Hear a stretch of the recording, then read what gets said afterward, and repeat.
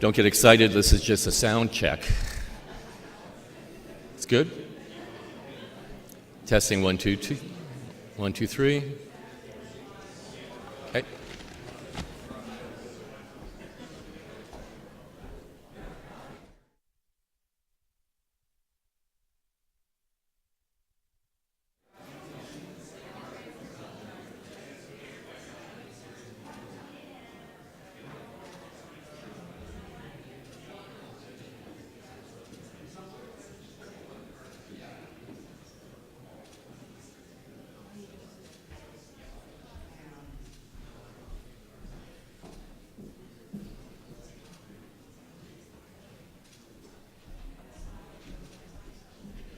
Sound check number 2.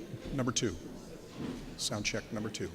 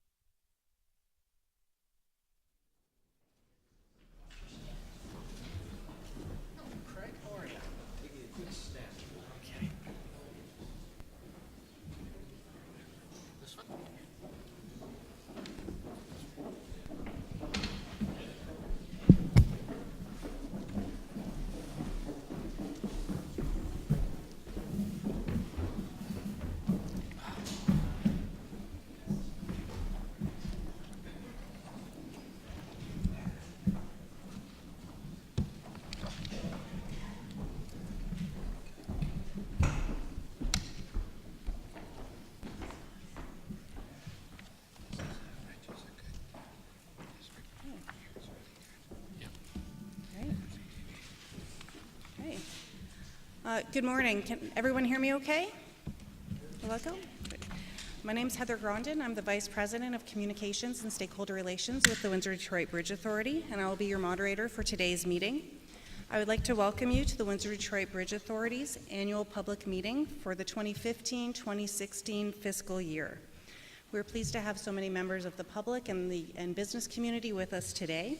I would like to acknowledge Douglas George, the Canadian Consul General. At our head table today, we have Mr. Dwight Duncan, the Chair of the Wdba Board of Directors, Mr. Michael Cotillo, Wdba's President and Chief Executive Officer, Ms. Linda Hurdle, Wdba's Chief Financial Administration Officer, and Marie Capena, Andre Junot, and Craig Ricks, who all sit on the Wdba Board of Directors. An annual public meeting is a legal requirement for the Windsor-Detroit Bridge Authority as a Canadian Crown Corporation. The purpose of this meeting is to share information of our operations and activities for the 2015-16 fiscal year and to solicit feedback from the public. We are committed to keeping our stakeholders and our publics informed in recognition of the interest that stakeholders on both sides of the border have in this project, the Gordie Howe International Bridge, we are holding annual public meetings in both Windsor and Detroit. This afternoon at 2 p.m., we'll be holding a second meeting at the Michigan Outdoor Adventure Center in Detroit. To ensure that we reach as many members of the public as possible, we are webcasting this morning's meeting to those who are unable to attend in person. They will have the opportunity to view these proceedings online. As well, we will be recording both meetings and posting those videos online. Following today's presentation, WDBA will take questions from the audience. Each of you received a question card when you registered, and I would ask that you write your question and include your name on that card and pass it to one of WDBA's staff members in the room. They will bring those questions up to me and we will answer those questions today. We will make every effort to answer all questions. If we are unable to get to those, we will post the question and answer on our website and follow up with you individually as needed. As I stated, today's meeting is focusing on the 2015-16 fiscal year. The financial statements for that fiscal year are included in our annual report, which is available today in hard copy and at our website, wdbridge.com. At this time, I would like to introduce the chair of the WDBA Board of Directors, Mr. Dwight Duncan, to speak. Actually, you can just stay right there. Thank you. Thank you, Heather, and thank you, everyone. Bonjour, bienvenue. First of all, I want to bring greetings on behalf of Minister Sohi and Prime Minister Trudeau. One of the reasons we are webcasting this and recording everything is so that our elected officials will have access to this as well as the proceedings so that they can understand whatever concerns the community has. And I want to thank all of you for attending our annual public meeting. And this annual public meeting is for the 2015-2016 fiscal year. As a Canadian Crown Corporation, the Windsor-Detroit Bridge Authority is required to hold an annual public meeting to coincide with the release of its annual report. The annual public meeting gives the opportunity to the public to learn more about the WDBA's work and perhaps more importantly, to ask questions and receive answers. At our first annual public meeting, I committed to holding these meetings both in Windsor and Detroit in recognition of the interest that people on both sides of the border have in this once-in-a-generation project. I'm pleased that we will be holding the Detroit meeting later today, as Heather said, at the Michigan Outdoor Adventure Center. I have been involved with the Windsor-Detroit border issue since 1988, when I was first elected to Windsor City Council. Later, as a cabinet minister and deputy premier with the Ontario government. I am thrilled to be able to continue work on what is arguably one of the most important infrastructure projects in North America, one which will deliver much needed transportation improvements, but will also provide jobs and opportunities for growth in the Windsor-Detroit region. The WDBA has been successful on a number of strategic issues over the 2015-16 fiscal year. Our President and CEO, Michael Cotillo, who's sitting to my left, your right, will speak on those issues in more detail in just a few moments. Our successes are attributable to the dedication of the WDBA staff, the guidance of the WDBA Board of Directors and International Authority, and our close working relationship with our partners, including Infrastructure Canada, the Michigan Department of Transportation, the Michigan Governor's Office, the U.S. Federal Highway Administration, and the cities of Windsor and Detroit. WDBA is working closely with our stakeholders, many of whom are here with us today. In fact, during the 2015-2016 fiscal year, WDBA held more than 60 meetings with its stakeholders. In accordance with the crossing agreement signed by Canada and Michigan to demonstrate our commitment to fulfilling requirements, WDBA has mandated that a comprehensive community benefits plan be formulated and delivered during the construction and operation phases of the Gordie Howe International Bridge project by the private sector partner with stringent oversight by the WDBA. This plan will contain initiatives that will have a positive impact on communities in the Windsor and Detroit areas, and it is anticipated that the plan will be implemented during the construction and operational phases of the Gordie Howe International Bridge. Following consultation undertaken by the WDBA in Michigan with residents, business owners, First Nations, and community leaders on both sides of the border, we have received more than 200 suggestions for community benefits.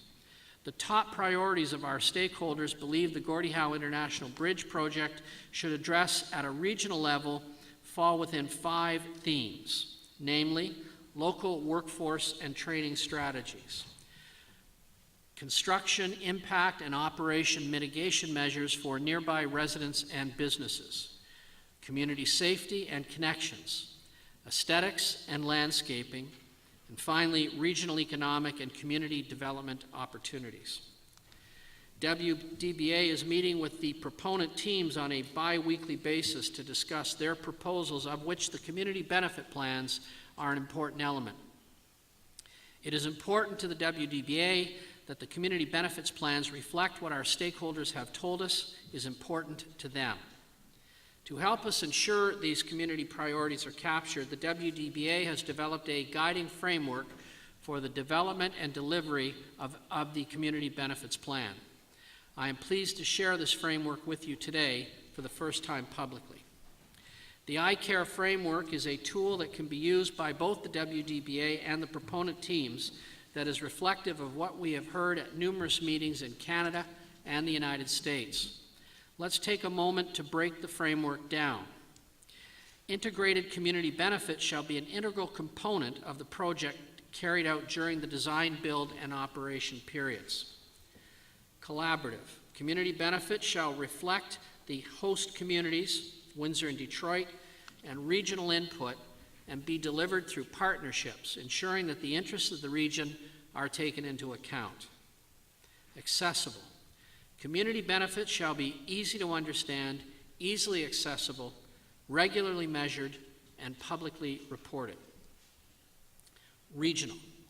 Community benefits shall be reflective of the character of the Windsor-Detroit region, tailored specifically for the region, and provide value to the region. Enterprising. Community benefits shall be comprised of new methods, ideas, and innovative approaches to engage the region in the project and benefit the region from the project. As we have done in the last 18 months, the WDBA will continue to meet and listen to its stakeholders, and I look forward to continuing our partnership as we build the bridge to our future together. Thank you very much.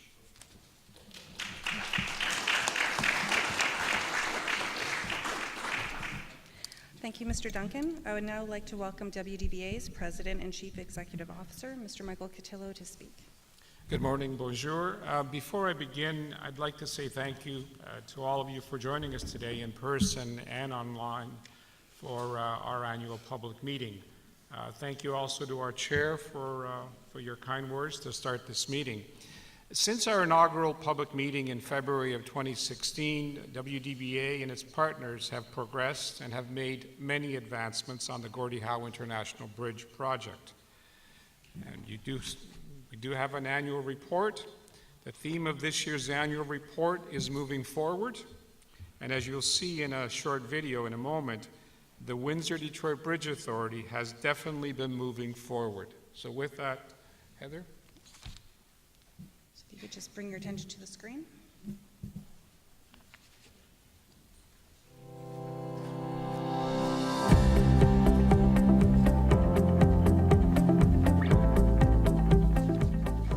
Windsor-Detroit Bridge Authority, WDBA, is pleased to present its annual report for 2015-2016.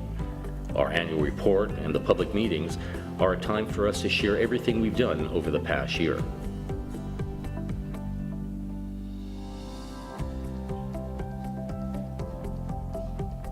Windsor-Detroit Bridge Authority is a not-for-profit Canadian Crown corporation wholly owned by the Government of Canada.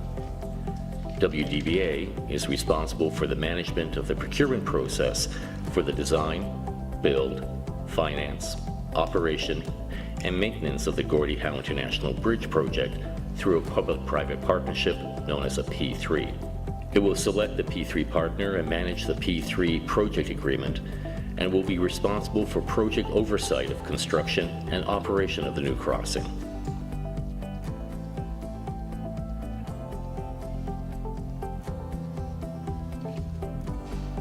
The Canada-Michigan Crossing Agreement provides the framework for the delivery of the Gordie Howe International Bridge. Michigan is WDBA's partner in the delivery of the Gordie Howe International Bridge and plays a key role in terms of property acquisition in Michigan, utility relocations, and assisting in project coordinating activities.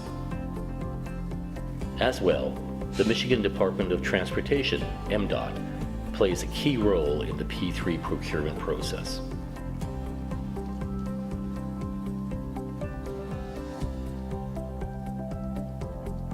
There are 4 components to the Gordie Howe International Bridge project.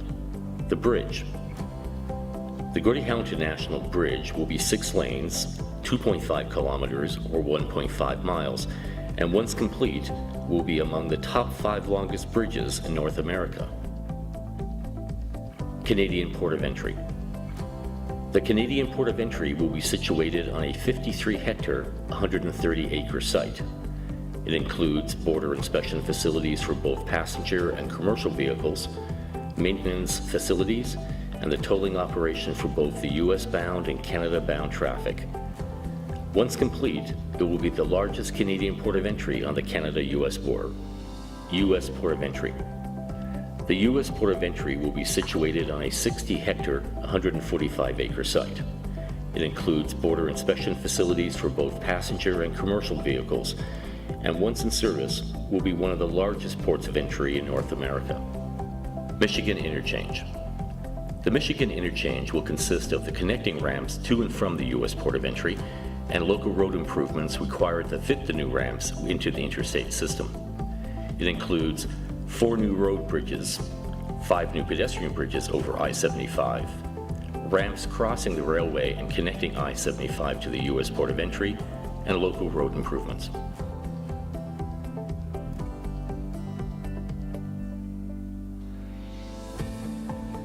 The theme of this year's annual report is Moving Forward, and Windsor-Detroit Bridge Authority has done just that in its 2nd year of operation.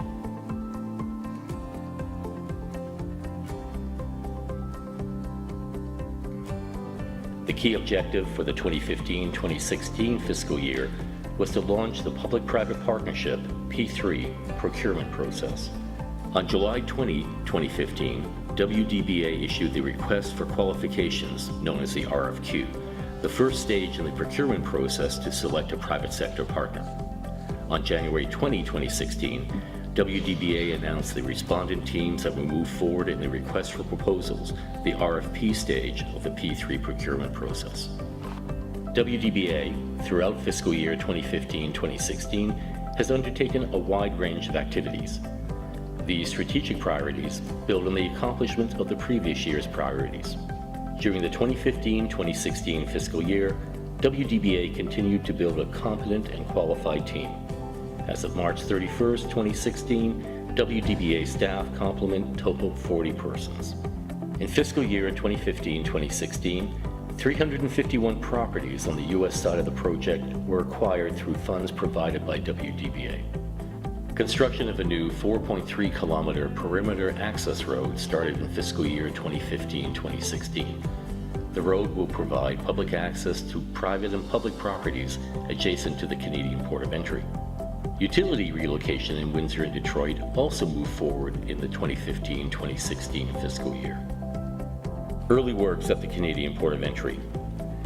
These preparatory activities have dramatically changed the 53-hectare, 130-acre site and include the installation of 4.6 kilometers of exclusion fence, 21 utility poles, 500 meters of utility trench, a 7.5 million liter stormwater management pond, 900 meters of storm sewers, 29,000 quick drains, 91,000 tons of aggregate, 800,000 tons of granular material, 61 settlement monitors. As well, 2,500 species at risk plants were relocated and 90,000 cubic meters of topsoil were removed. Wdba is proud of the progress that has been made during fiscal year 2015-2016. We invite you to join in the excitement as we build the largest and most ambitious binational border infrastructure project along the Canada-United States border.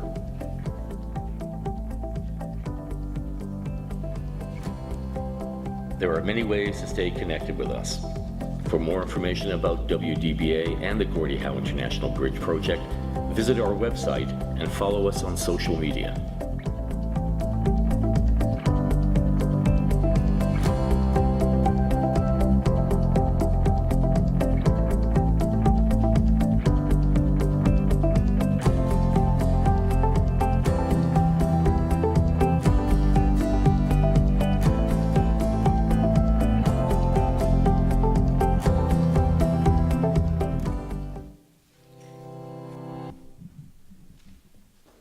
As you've seen, WDBA reached several significant milestones during fiscal 2015-16 that helped fulfill our key objectives of launching our public-private partnership procurement process to select a P3 private sector partner that would design, build, finance, operate, and maintain the Gordie Howe International Bridge, and also helped us fulfill our strategic priorities of property acquisition, acceleration of early works in Windsor, and utility relocation in both Windsor and Detroit.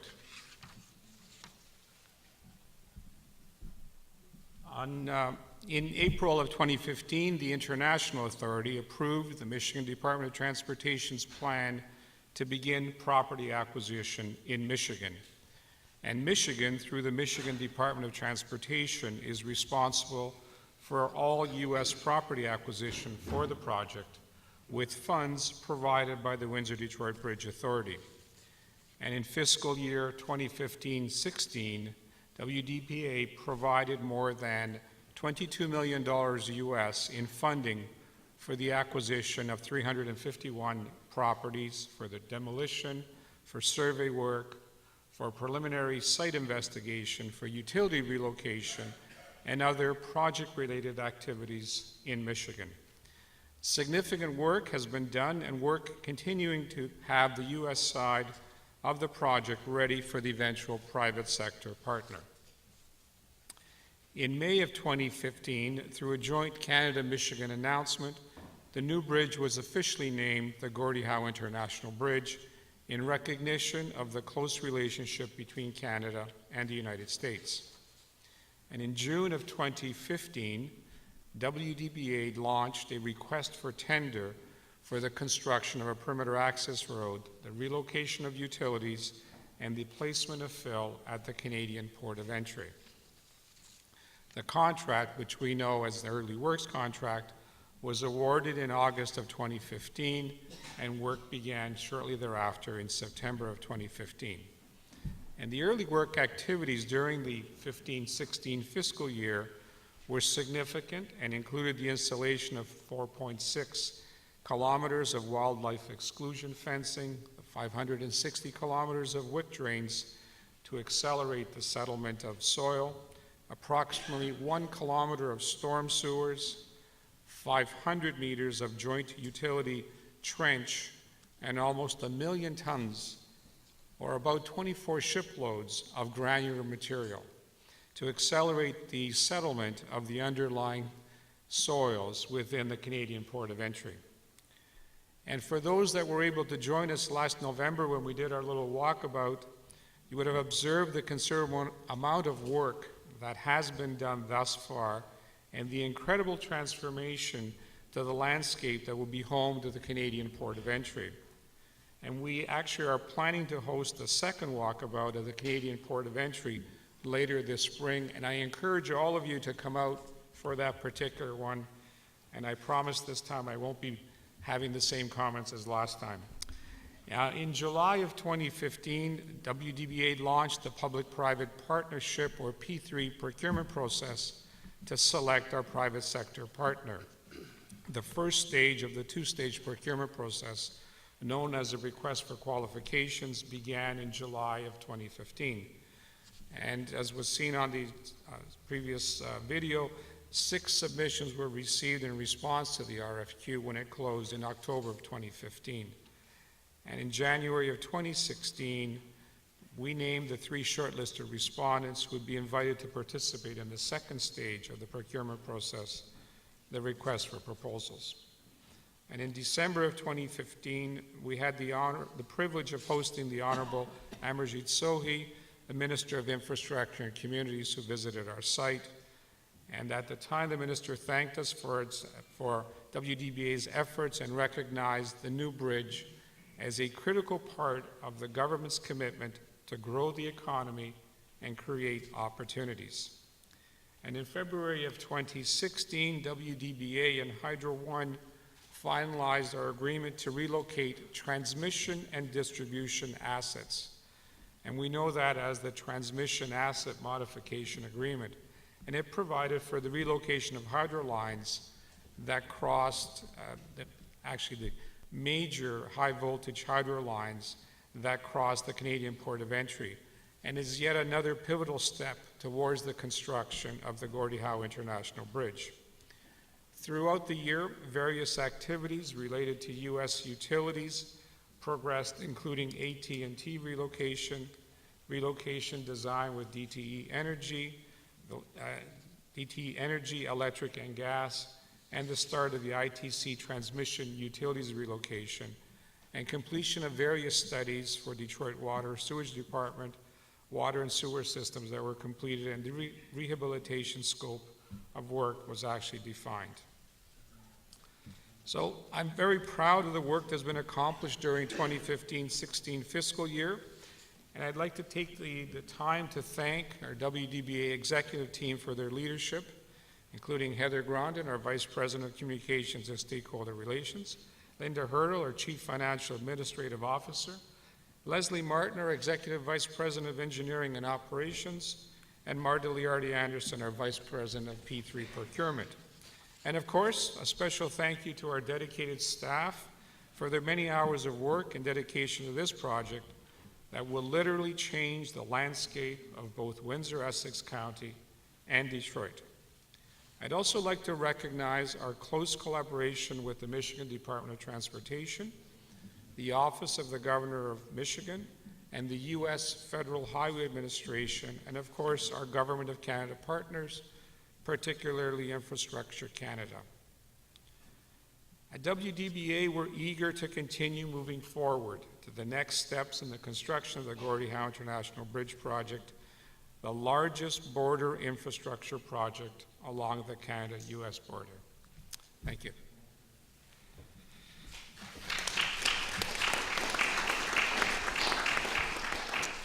Thank you, Mr. Cotillo. At this point, I ask Ms. Linda Hurdle, our Chief Financial Administration Officer, to present the financial statements. Thank you, Heather. Good morning. Bonjour. Fiscal year 2015-16 was our second year of operations. I think it's fine. No, that's good.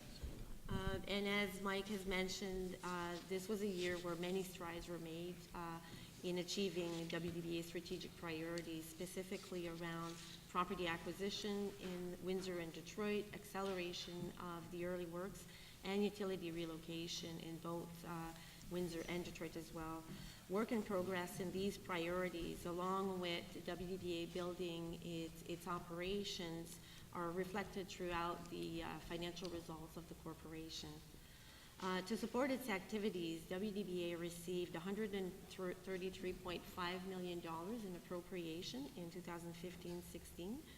The appropriations were used to fund property acquisition activities in Michigan, the early works in Windsor, Canadian utility relocation, as well as design and engineering costs to support the P3 procurement process, and of course, WDBA's operations. WDBA incurred $23 million in direct project costs. Most of these costs were again driven by the commencement of many activities related to the project.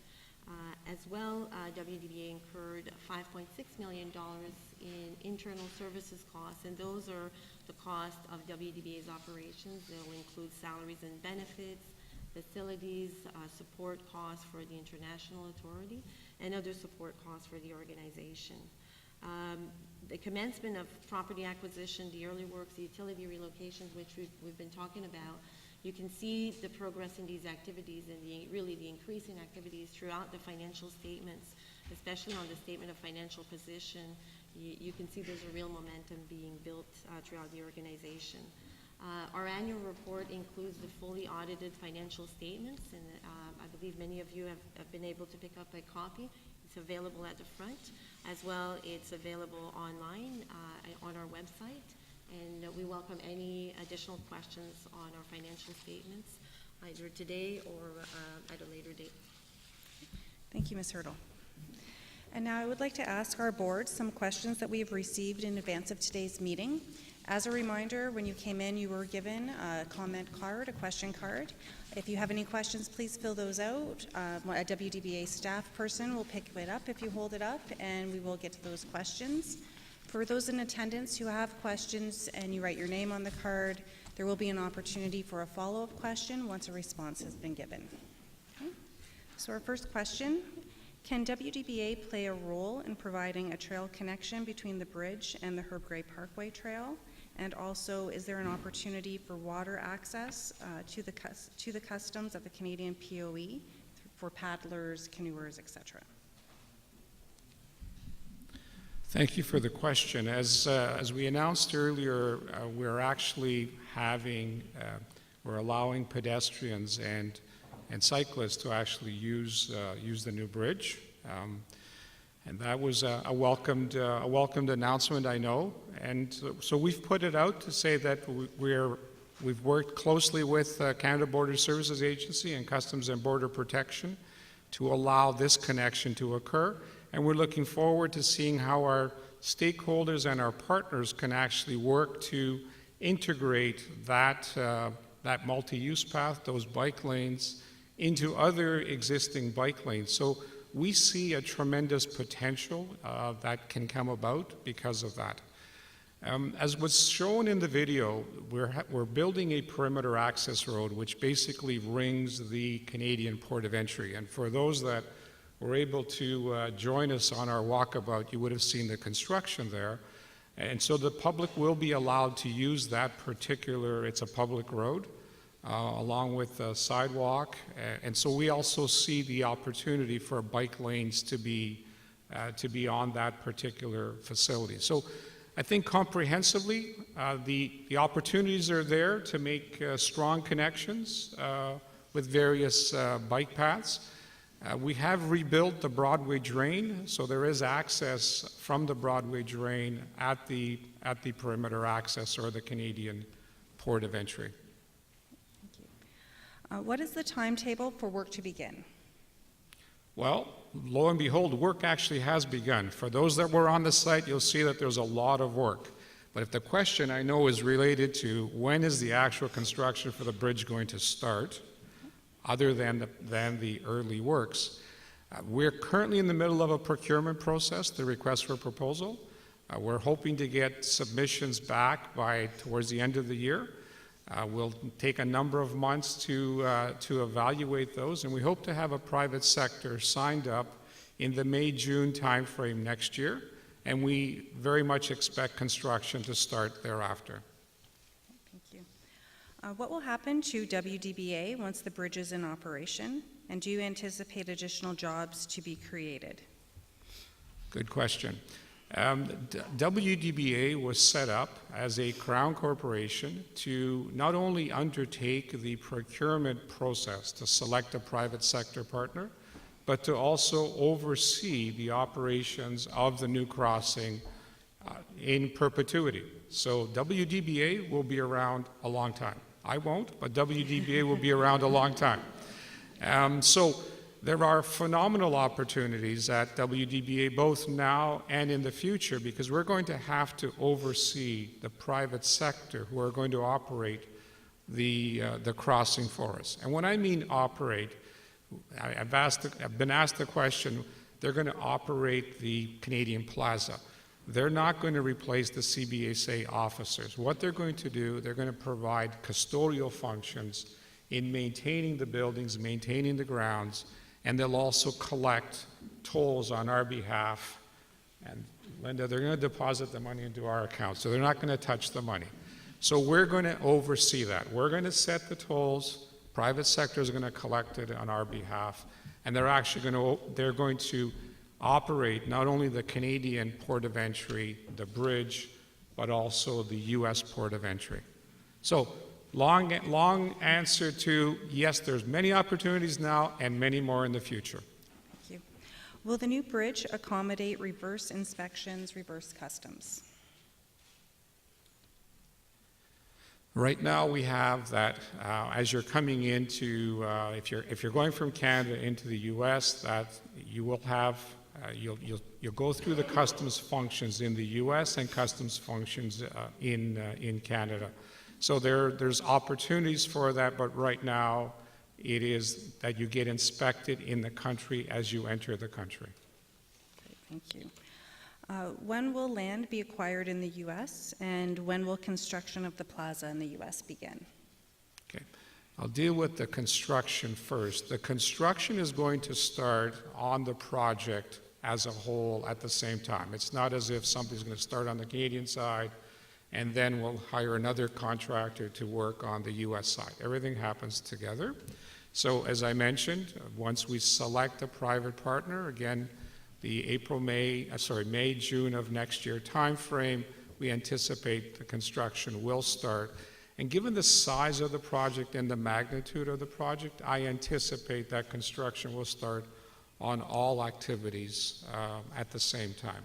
And now that I've answered the second question, I forgot the first. Land acquisition in the U.S. Land acquisition is moving well. About 60% of the land has been acquired in the U.S., and we don't see any problems moving forward. You haven't asked the question on the Canadian side. All lands on the Canadian side have been acquired. Okay, thank you. This next one has a number of questions. The first question is, will some of the costs of the project be part of the NAFTA renegotiations? Go ahead. No. The one piece of good news, listen, I know everybody, every time there's been a change of government on either side of the border, we've all gotten nervous, right? I mean, I remember when Mr. Trudeau formed a government, people were worried, is the bridge going to go on?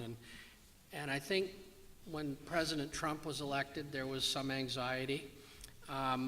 When the Prime Minister and President met in February, they issued a joint communique, which is that's a key document, and the only project mentioned in that document was the Gordie Howe Bridge, and then the language, as I recall, said that both governments are committed to completing the project in an expeditious fashion.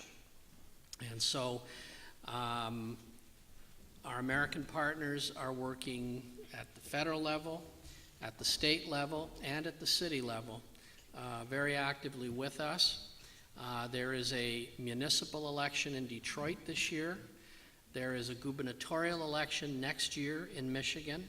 Governor Snyder is term limited, which means we will have a new governor of Michigan in November of 2018. But I do like to remind people that there is close to $2 billion in the ground on this border crossing already. When you count the Herb Gray Parkway, remember that was built to service this new bridge. When you count the early works projects, including removing the level crossings at Howard Avenue and Walker Road, the rebuilding of the Tunnel Plaza, when you add all that money up, it was all part of the bigger border plan that had been signed off on by the governments of Canada, the government of the United States, the state of Michigan, and the province of Ontario. There's already $2 billion in the ground. And so this project is well on its way. The first formal process began in 2001, first formal process. And that is how long this project has been going on. I was considerably slimmer at the time, and Michael had considerably more hair. But this is by definition a long process. It's very complex. I've come to learn both through the Parkway and now through this project just how complex it is. And what makes this really interesting is there's an international boundary We're doing work in two countries, remember, and we have to respect the laws of two countries. We have to respect the needs of two countries. But I'm very pleased that we've now had, I think, well, let's count. The first president was George W. Bush, Barack Obama. We've had 3 presidents of the United States,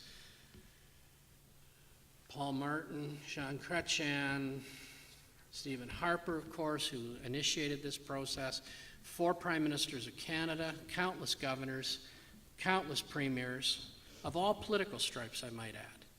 And the project continues on, and I hope you'll have a chance to get out and see the site this spring, because it's really coming along, and it's really quite something to see. So I guess that answers the question. Thank you.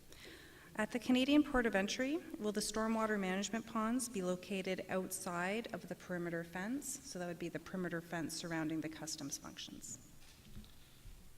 Some of them will. I think there's 3. I think 2 are, 1 is not. So yes and no. Okay, great. Will there be an open call for public art opportunities as part of this project? Public art, yeah. Sure, I'll answer this one. Public art is an important component of this project. It was committed to under the Detroit River International Crossing environmental assessment. That is part of our procurement process, so we are limited in terms of the type of information that we can share, but we can share that there will be public art, and we will have opportunities for the community to comment on that. And the next question, will there be public consultation on architecture and on landscape? Sure, and I'll answer that one as well. There will be opportunities for community engagement on the look and feel of the project and on the landscaping.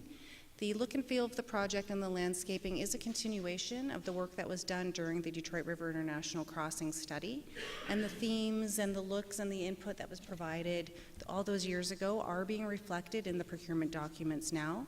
Post-financial close, there will be opportunities for the community to see how those ideas and thoughts from the study phase have been reflected in the current design. And Heather, maybe I can answer as well. Once we go into operation, this isn't just about constructing and walking away. This is about constructing and having the project and the operations fit in as good neighbors with others. So there'll be opportunities for the communities to continue to be involved in the operation and what happens in interacting with us and with our new concessionaire who's going to operate this for us. Thank you. Mr. Hanna, do you have any follow-up questions to those? Okay, thank you. Actually, I think that's the last question, unless there have been any more questions written.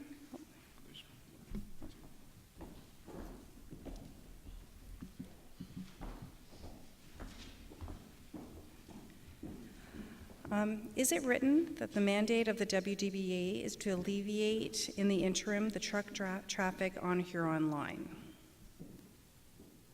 That's part of the parkway. Is it written?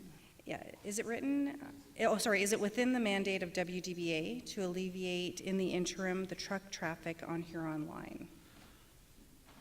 Our mandate is to, my mandate was to start up WDBA, and WDBA's mandate is to run a procurement process and construct the new crossing.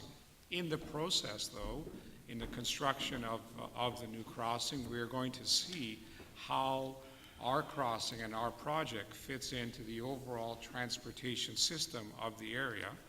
And as the chair has mentioned earlier, there's already $2 billion of money invested in the area that actually connect into our project. And an integral part of that is the Herb Gray Parkway, which is going to lead the traffic to our new crossing. In doing that, I'm confident that some traffic that's currently on Huron Church will in fact come off of Huron Church and use the new crossing. Some of the advantages that we see as to why people will do that, first there is trip time savings, but more importantly, trip time repeatability, so that the truckers and others know that on a good day it's a quick crossing, on a bad day it's a quick crossing with a little bit more time, but so that that whole trip time repeatability.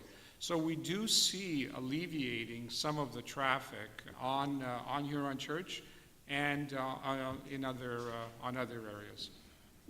Okay, great. And this question, why is the opening of Broadway being delayed for so long?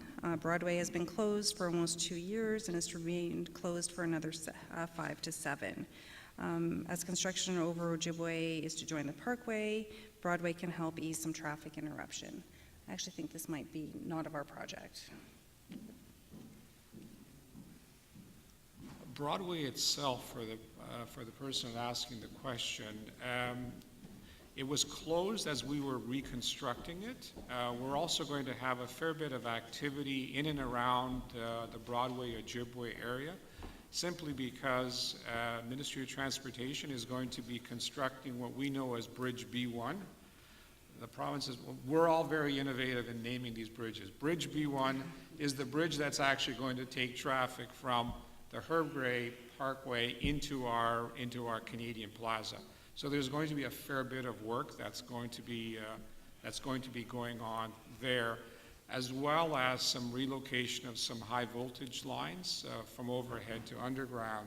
So there will be ongoing need to have construction in that area. So that may be one of the reasons why it has not been reopened at this time. And are there any more questions?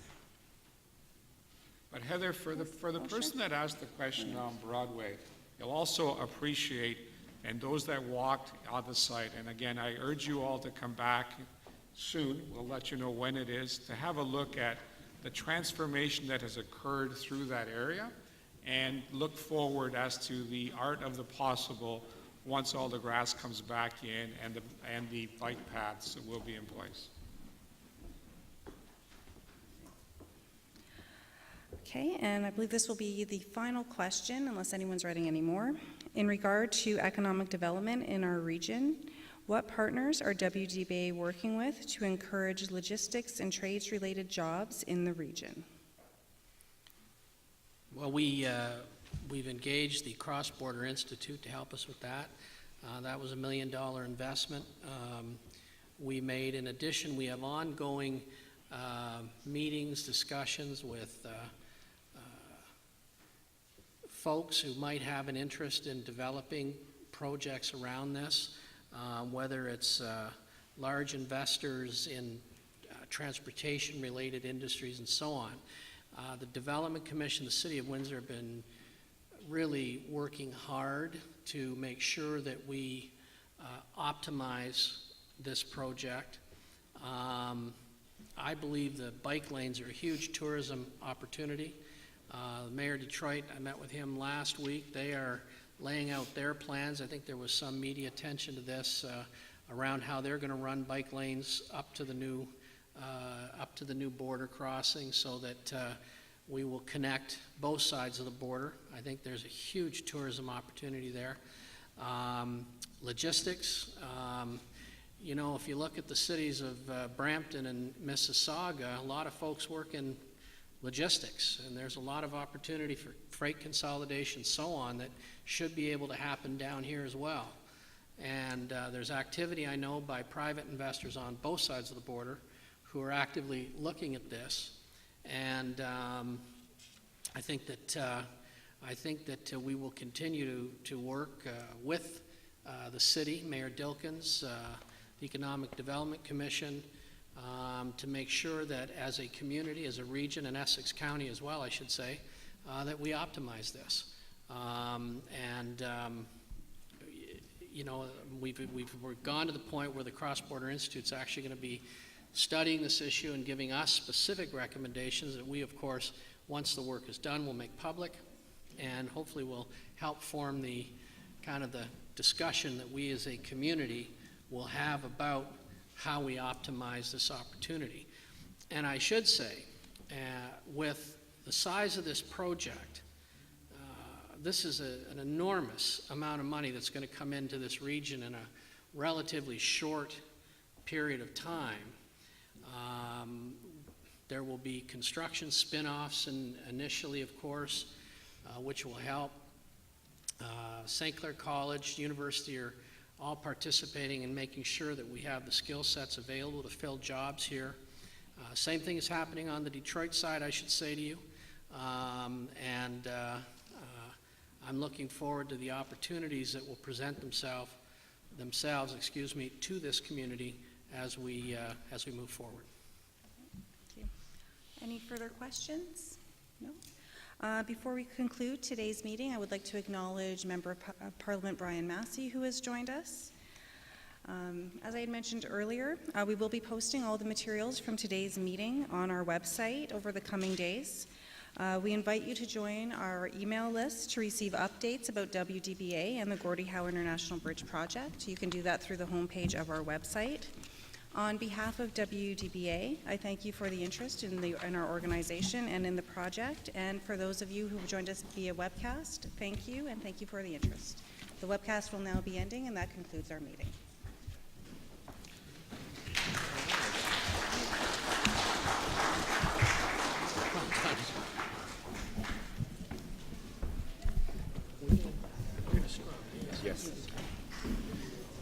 So for the media, we have a few minutes for a scrum. If you could come up to this end of the auditorium.